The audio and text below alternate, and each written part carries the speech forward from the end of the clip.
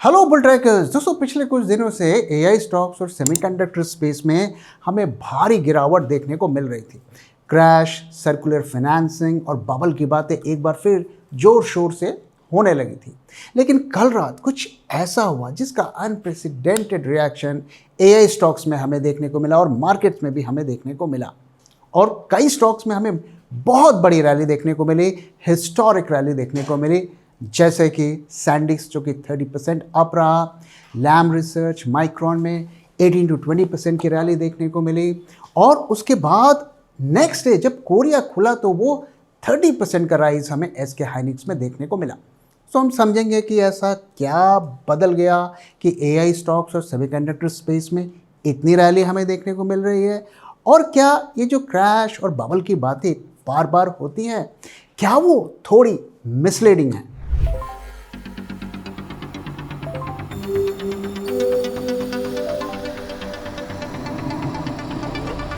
जब मार्केट की हो बात, बेटर आस्क बुल ट्रैक। तो एआई स्टॉक्स और सेमीकंडक्टर स्पेस में हमें इतनी बड़ी रैली क्यों देखने को मिली? उसकी वजह है माइक्रोसॉफ्ट के रिजल्ट्स। Q4 का इनका रिजल्ट्स आया और रिजल्ट्स ब्लॉकबस्टर थे। लेकिन रिजल्ट की वजह से इतनी बड़ी रैली हमें नहीं देखने को मिली।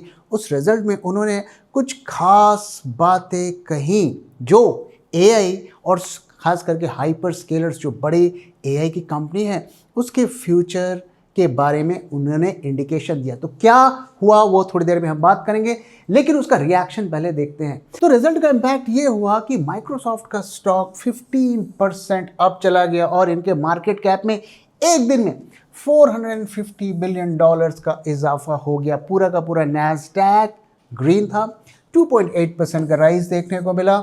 और जो यूएसए में एसके हाइनिक्स का एडीआर है उसमें 17% का राइज दिखा। लेकिन असली सरप्राइज हमें नेक्स्ट डे दिखा जब कोरियन मार्केट्स खुले, जहां पिछले दिनों लोअर सर्किट्स लग रहे थे।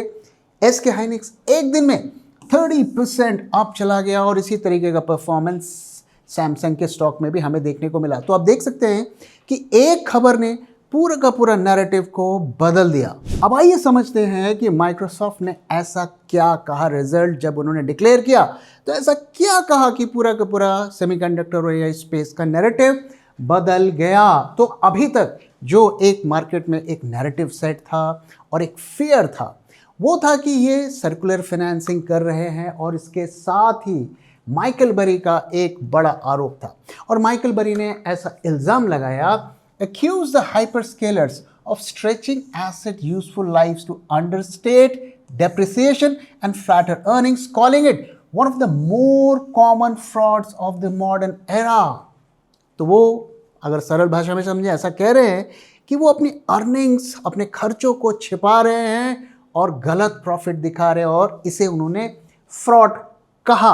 और उन्होंने कहा कि $176 बिलियन के जो अंडरस्टेटेड डेप्रिसिएशन इन हाइपरस्केलर्स ने किया 2026 से 2028 में, यानी कि एक तरीके का अकाउंटिंग फ्रॉड का उन्होंने इल्ज़ाम लगाया। अब ये डेप्रिसिएशन क्या है, क्या इसका इम्पैक्ट है, इसको हम समझने की कोशिश करेंगे। और जब रिजल्ट आया तो माइक्रोसॉफ्ट के CFOs ने कुछ चीज़ें हमें बताई जिसे हम अभी थोड़ी देर में डिटेल में समझेंगे। और उन्होंने कहा कि हम जो अकाउंटिंग में टाइम फ्रेम यूज़ करते हैं डेप्रिसिएशन के लिए, उसे हम 15 ईयर्स से बढ़ा के 25 ईयर्स हमने किया है, इफेक्टिव 2027। सो अब ये क्या, ये गलत काम है, इसका क्या इम्पैक्ट है, उसके लिए थोड़ा सा इंतजार करिए, हम बात करेंगे। और साथ में उनकी जो केपेक्स की गाइडेंस है वो $175 बिलियन हुई है, 15 बिलियन कम। तो ये तो नेगेटिव है, ये पॉजिटिव कैसे हो गया अभी थोड़ी देर में समझेंगे। सो डेप्रिसिएशन क्या होता है, क्योंकि डेप्रिसिएशन का ही इल्ज़ाम लगाया गया है कि डेप्रिसिएशन में फिगर्स को छिपा के कंपनी फ्रॉड करी। तो डेप्रिसिएशन क्या होता है? मान लीजिए मैं एक कंपनी चला रहा हूँ। अब कंपनी में मैंने एक बहुत बड़ी मशीनरी खरीदी या एक फैक्ट्री लगाया। मान लीजिए मैं 100 करोड़ का मैंने इन्वेस्टमेंट किया। तो वो 100 करोड़ आइडियली मेरे प्रॉफिट से कम हो जाना चाहिए। तो अगर मैंने 100 करोड़ का प्रॉफिट कमाया और 100 करोड़ में इन्वेस्ट कर रहा हूँ तो मेरे उस साल का प्रॉफिट तो ज़ीरो हो जाएगा। लेकिन ऐसा नहीं होता है अकाउंटिंग में। उस 100 करोड़ के इन्वेस्टमेंट को हम कई सालों में बांट देते हैं। सो फॉर एग्जांपल, अगर मैंने 150 करोड़ रुपीस खर्च किए और मैंने उसे 15 साल में स्प्रेड कर दिया। तो हर साल मैं 10 करोड़ रुपए अपने प्रॉफिट से कम करूंगा। तो अगर इस साल मैंने 100 करोड़ का प्रॉफिट कमाया, सो 10 करोड़ उसमें से घट जाएंगे, तो मेरा नेट प्रॉफिट 90% होगा। अगर ये पूरा का पूरा 150 करोड़ मैं अपने प्रॉफिट से घटा दूं अकाउंटिंग में, तो मैं तो 50 करोड़ लॉस में आ जाऊंगा। तो ये अनफेयर है, ये एक स्टैंडर्ड अकाउंटिंग प्रैक्टिस है। अब देखिए, अगर इस 15 साल को मैं बढ़ा के 25 साल कर दूं तो क्या होगा? हर साल 6 करोड़ का मेरे प्रॉफिट से घटेगा, यानी कि मेरा प्रॉफिट ज़्यादा हो जाएगा।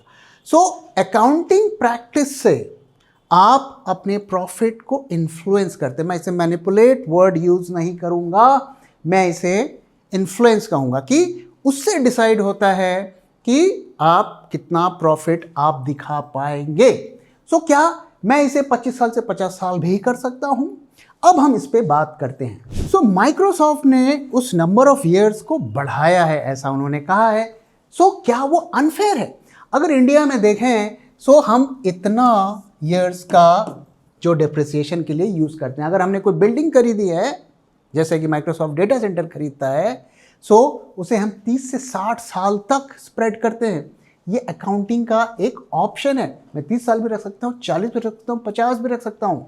सो 30 to 60 ईयर्स तक होता है, और माइक्रोसॉफ्ट ने 15 से 25 साल किया है। अब इंडिया में तो ये डिफाइंड पैरामीटर है कि आप कितने साल तक डिप्रेशन कर सकते हैं, लेकिन यूएस गैप जो अकाउंटिंग प्रैक्टिस है, इसमें मैनेजमेंट का डिसीजन होता है। Useful life is management's judgement. तो ये फ्रीडम देता है। सो आप कैसे कह सकते हैं कि ये एक मैनिपुलेशन है? सो आप जानते हैं कि माइक्रोसॉफ्ट डेटा सेंटर्स ओन करता है। डेटा सेंटर्स बिल्डिंग्स हैं, मशीनरी है, सो वहाँ पर वो केपेक्स करते हैं। सो उसे कितने सालों में वो डिवाइड करें, ये उनका अपना डिसीजन है as per the US laws. तो वहाँ पर उन्होंने क्या किया है? उन्होंने 15 साल के, if the buildings useful life is 15 years, so उसे वो 15 साल में डिवाइड कर देते हैं। अब उसे वो बढ़ाकर 25 साल कर रहे हैं। दूसरी जो चीज़ है जो कैपेक्स को इम्पैक्ट करती है, और कैपेक्स प्रॉफिट को इम्पैक्ट करता है। आप जितना ज़्यादा कैपेक्स करेंगे उतना प्रॉफिट आपका कम होगा। सो यहाँ पर दो चीज़ें हैं कि अगर जो आप डेटा सेंटर बना रहे हैं, उस डेटा सेंटर को आप अगर फिनेंस लीज मानते हैं कि आपने उसे लीज किया है, तो वो केपेक्स से कम हो जाता है, यानी कि आपका प्रॉफिट ज़्यादा इम्पैक्ट होता है। अगर आप उसे operating lease as a rent space मानते हैं, तो वो आपके केपेक्स को इम्पैक्ट नहीं करता है। सो माइक्रोसॉफ्ट जो डेटा सेंटर्स को ओन करता है, अगर आप उसे फिनेंस लीज मानेंगे तो आपके प्रॉफिट कम हो जाएंगे। अगर आप उसे ऑपरेटिंग लीज मानेंगे तो प्रॉफिट का इम्पैक्ट नहीं होगा। तो आप देख सकते हैं कि ये सारा अकाउंटिंग का खेल है, इसमें कोई भी फ्रॉड होता हुआ नहीं दिख रहा है, और अगर होता तो यूएस की अथॉरिटीज उस पर एक्ट कर दी।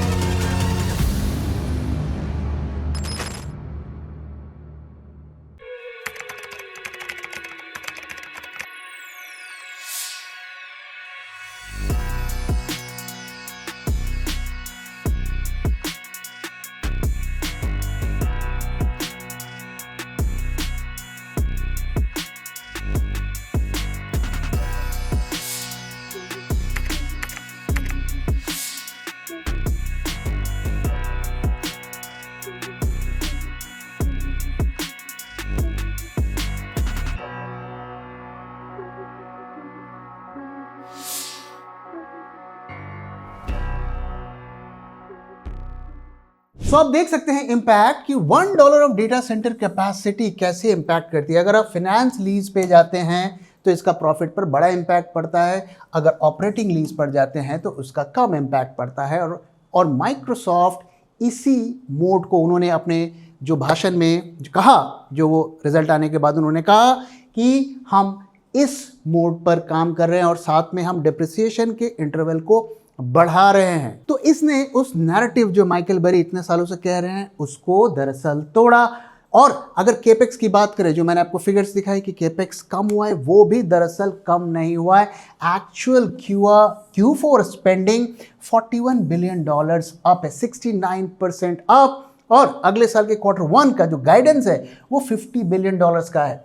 तो ये हमें दो तीन चीज़ें बताता है। पहला कि केपेक्स में कम होने का जो फियर था वो ओवरब्लोन है, वो सही नहीं है। दूसरा कि फेयर अकाउंटिंग प्रैक्टिसेस हैं, यहाँ पर कुछ भी अनफेयर नहीं है। और तीसरा, जो केपेक्स की बात हो रही है कि केपेक्स को छुपा रहे हैं, दरअसल वो उनके काम करने का तरीका है, वो उन एसेट्स को ओन नहीं कर रहे हैं, वो सिर्फ रेंट ले रहे हैं। और चूंकि इसने पूरे एआई जो नैरेटिव है क्रैश, बबल और सर्कुलर फाइनेंसिंग का, उसे तोड़ कर रख दिया, तो उसका रिएक्शन मार्केट में होना था। और मैंने आपके साथ शेयर किया कि जो एआई सेमीकंडक्टर के स्टॉक्स है उसमें 20-20, 25-25% का राइज देखने को मिला। लेकिन अगर हम हाइपर स्केलर्स की बात करें जो सबसे ज़्यादा केपेक्स कर रहे हैं, और इन्हीं पर बाकी की एआई जो इकोसिस्टम की कंपनीज है वो डिपेंड कर रहे हैं, क्योंकि ये सबसे बड़े बायर है। तो इनके रिएक्शन मार्केट में कैसा हमें देखने को मिला, ये समझते हैं। सो अमेजॉन को अगर आप देखें, सो 13% आज अगर प्री ओपन में देखें, अभी मार्केट खुला नहीं है, करीब 13% अप है। माइक्रोसॉफ्ट मैंने आपके साथ शेयर किया कि 15% अप है। लेकिन मेटा और अल्फाबेट, इनको अगर आप देखें तो ये थोड़ा फ्लैटिश है और मेटा एक्चुअली डाउन है। रीजन क्या है, क्यों ये स्टॉक्स अप हैं और क्यों ये डाउन है? सो यहाँ की कहानी क्या है, मैंने आपको बताया कि इनके ऊपर ये फियर था कि ये अपने खर्चों को छिपा रहे हैं, प्रॉफिट्स को इन्फ्लेट कर रहे हैं। वो नैरेटिव पूरी तरीके से टूट गया। लेकिन इनके साथ क्या प्रॉब्लम है? इनके साथ दूसरा फेयर है। इनके साथ फेयर ये है कि जितना भी बैंक में इनके कैश पड़ा था, यानी कि फ्री कैश फ्लो, वो कम होता जा रहा है। मेटा की अगर बात करें तो आधे $1 बिलियन के करीब पहुंच गया। जहां पर इनका फ्री कैश फ्लो $8 बिलियन होता था, वो अब करीब करीब 0.5 बिलियन के करीब हो गया। यानी कि सारा कैश इनका खत्म होता हुआ दिख रहा है। और वही फियर अल्फाबेट में भी है। तो बॉटम लाइन ये है कि ये जो फियर था कि प्रॉफिट्स को लोग छिपा रहे हैं, ये नैरेटिव पूरी तरीके से ध्वस्त हो गया है। लेकिन कैश फ्लो कम होने का जो फियर है इन दोनों कंपनीज में, वो अभी भी रियल है। सो एक और जो पॉजिटिव चीज रही माइक्रोसॉफ्ट के रिजल्ट्स में, वो ये है कि the demand was genuinely there. So उनका जो क्लाउड कंप्यूटिंग प्लेटफॉर्म है Azure, उनकी गाइडेंस दरअसल बढ़ी है और 39 to 40% टू रफली 45% तो गाइडेंस बढ़ा रहे हैं, केपेक्स बढ़ा रहे हैं। सो इसका मतलब जो एआई स्टोरी अभी फिलहाल के लिए इंटैक्ट है। सो दोस्तों, कंक्लूजन क्या है? क्या एआई स्टॉक्स अभी हमें खरीदना चाहिए? देखिए, पिछले दिनों अगर आप देखें, पिछले 1-1.5 महीने से एआई स्टॉक्स में भारी गिरावट हुई है। जब स्टॉक्स 500, 700, 1000% बढ़ते हैं तो 40-50% का फॉल उसमें नॉर्मल होता है। सो कई स्टॉक्स अगर आप देखें तो 10%, 15%, 20%, 30% तक गिरे हैं। कई स्टॉक्स फेयर वैल्यूएशन के लेवल पर भी आए हैं। आपको कॉशियस रहना पड़ेगा। आपको एआई स्टॉक्स में अगर इन्वेस्टमेंट करना है, सबसे पहले जाके उनकी कैश फ्लो की सिचुएशन को देखिए कि कैश फ्लो अगर स्ट्रांग है, इतनी गिरावट के बावजूद, इतने कैपेक्स के बावजूद भी अगर कैश फ्लो इंटैक्ट है, सो वो आपके लिए पिक हो सकता है। लेकिन सबसे बड़ा इंडिकेशन ये होगा कि वो फेयर वैल्यूएशन से कितने नज़दीक या कितने दूर है। और पिछले गिरावट में मैं कह सकता हूं कि कई एआई स्टॉक्स फेयर वैल्यूएशन के आसपास आ गए हैं। लगातार हम इसके बारे में अपने वीडियोस में बात करते हैं। ग्लोबल मार्केट के जो वीडियोस हम पब्लिश करते हैं वीकेंड में, उसके बारे में बात करते हैं। आप जाकर उन्हें रेफर कर सकते हैं। और अगर आप ढूंढेंगे तो आपको कई अच्छे स्टॉक्स मिलेंगे। मैं जल्दी कोशिश करता हूं कि कुछ थीम्स, कुछ ग्लोबल स्टॉक्स के बारे में वीडियोस बनाकर आपके साथ शेयर करूं। सो इसका ग्लोबल मार्केट्स में तो बहुत ही तगड़ा रिएक्शन देखने को मिला, लेकिन हमारे मार्केट्स थोड़े म्यूटेड रहे, क्योंकि कहीं ना कहीं अब हमारा जो मार्केट है वो एआई का एंटी ट्रेड बन गया है। सो आज बाज़ारों में क्या हुआ, आइए इसको समझते हैं। सो आज भी मार्केट ने अपने लेवल्स को मेंटेन रखा और करीब करीब 66 पॉइंट्स मार्केट अप रहा। कल भी लगभग इतना ही अप था। काफ़ी slow, momentum less, lifeless market थी। बहुत ज़्यादा मूवमेंट हमें नहीं देखने को मिली और 24,400 के आसपास मार्केट्स कंसोलिडेट होते हुए दिख रहे हैं। अगर हम विक्स की पिक्चर देखें, विक्स आज डाउन रहा क्योंकि ग्लोबल लेवल पर फियर कम होता हुआ दिख रहा है। ईरान का में भी एस्केलेशन हो रहा है, लेकिन वो इम्पैक्ट अभी तक बाज़ारों में देखने को नहीं मिल रहा है। विक्स की सिचुएशन भी देखें और जो कॉल आईवी पुट आईवी की सिचुएशन देखें, दोनों में माइनर इंप्रूवमेंट है। पुट कॉल रेशियो अब एक बार फिर अपने हाईएस्ट लेवल के आसपास पहुंच गया है और अच्छे चांसेस हैं कि अब यहाँ पर हमें फॉल देखने को मिलेगा। और आप अगर पास्ट में भी जाके देखेंगे कि यहाँ से जैसे ही 1.4 के आसपास गया था, ये डिप हमें देखना शुरू हो गया, तो लगभग वहाँ पर ये पहुँच चुका है। थोड़ा एक मैं कहूँगा कि ओवरबॉट सिचुएशन में अब कल होता है परसों होता है वो हमें देखना पड़ेगा। और फ्यूचर्स मार्केट में अगर आप देखें तो 1 सेकेंड देखिए, 2 दिन से मार्केट्स अप हैं, कोई ओआई एडिशन नहीं हो रहा है। और प्रीमियम देखिए, इसमें भी कोई राइज नहीं है, कोई होप नहीं है, कोई भी ऐसी इंडिकेशन नहीं है कि इस एक्सपायरी की क्लोजिंग बहुत ऊंची होने वाली है। अगर ऐसा होता तो ये प्रीमियम्स बढ़ते, तो इस पर वॉच बनाए रखिए। टर्नओवर भी आजकल अच्छा खासा है, कोई बहुत अच्छा तो मैं नहीं कहूँगा, लेकिन एवरेज से ऊपर है। और एडवांस डिक्लाइन रेशियो भी काफ़ी अच्छा रहा। और एक और जो पॉजिटिव चीज़ है वो एफआईआई की बाइंग हो रही है। हम जानते हैं पिछले 2-3 दिनों से उनकी बाइंग की फिगर आई है। कल के वीडियो में मैंने आपको दिखाया था कि एफआईआई की जब बाइंग आती है उसके बाद क्या होता है, उसी का रिएक्शन हमें देखने को मिल रहा है। और यहाँ पर कल भी उन्होंने पिछले 2 दिनों से जो इंडेक्स शॉर्ट्स की पोजीशन है उसे घटाए हैं। और पैटर्न यही देख के लग रहा है कि अभी उनकी बाइंग शायद कुछ दिन चले, और उसका वजह मैंने कल के वीडियो में डिटेल में समझाया था। सो ओवरऑल हमें क्या देखने को मिल रहा है कि कोई major bullish positions derivative market में बनती हुई नहीं दिख रही है और मार्केट धीरे धीरे ओवरबॉट टेरिटरी पर जाता हुआ दिख रहा है। अब भाई दोस्तों चार्ट्स की तरफ चलते हैं और देखते हैं कि यहाँ से हमें क्या क्लूज मिले हैं। तो दोस्तों हमने आपके साथ शेयर किया था कि ये एक रेजिस्टेंस जोन है और इसको आज इसने पार कर दिया। हालांकि ये जो ब्रेकआउट हुआ है, ये वॉल्यूम भी अगर आप देखिए तो ठीक ठाक है, लेकिन जिस तरीके से ये शार्प राइज इसने दिया है, और देखिए आप पिछले 6-7 दिनों से लगातार हमें ग्रीन कैंडल्स देखने को मिल रहे हैं। साथ में डेरिवेटिव मार्केट का मैंने आपको डेटा दिखाया कि वहाँ पर भी ओवरबॉट होने की सिचुएशन दिख रही है।